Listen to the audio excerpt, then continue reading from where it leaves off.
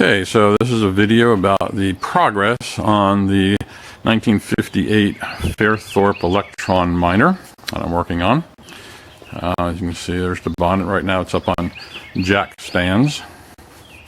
The windshield is up in the attic, and we'll take a look at that in a little while. So let's, you can see the bonnet is not fitted properly yet. We're still going to have to work on that. Let's open up the bonnet. And you can see the engine is a 1300 Spitfire, same block as the 948 that was originally in there, except for the front mounting plate. We're in the middle of wiring everything right now. We'll go around the other side.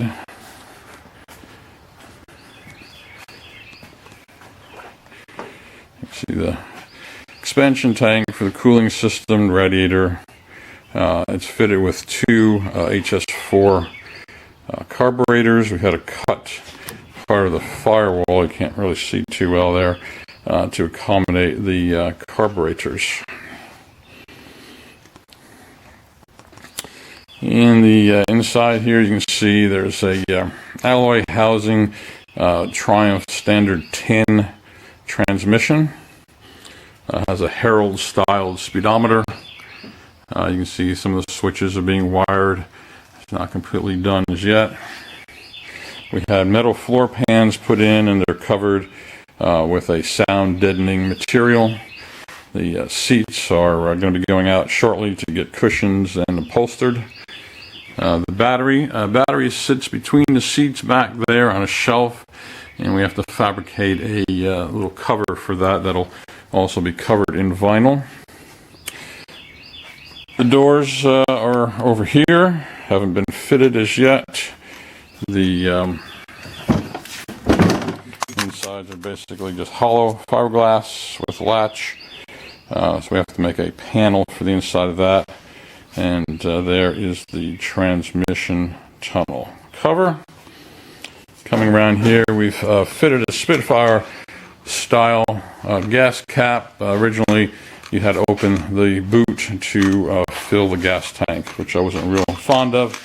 Taillights are standard TR3, and we've added some turn signal lights down there, so we have running brake and tail lights and license plate light.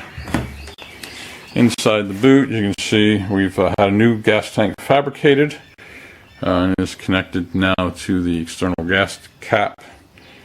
Right now there are several bolts holding it down. I'm not sure it's going to be enough because that's just into the fiberglass. I have to look at putting some straps around it to attach it to the frame more securely. And you can see the wiring harnesses in the rear are all complete.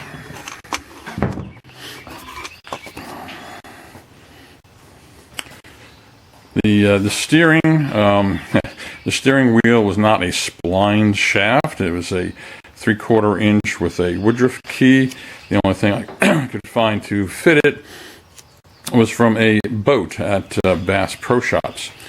There's some wires in the shelf here. That's where we're going to mount a tachometer, since there was no original tachometer with it. A couple of things I wanted to mention. You'll notice the wood strips along the body. Where the back of the body set on the frame was up high, and the door areas were not, and the front cowling did not sit flat on the chassis, so we had to add some spacers in there, basically just some 3/4 inch pieces of wood. The other thing that I have to work on fabricating, probably can't see too well there, but there's no support for the steering wheel in there, and there's no gas pedal, so I have to come up with a gas pedal and a support for the steering, because the only thing supporting the steering is up front where the steering gearbox mounts to the frame.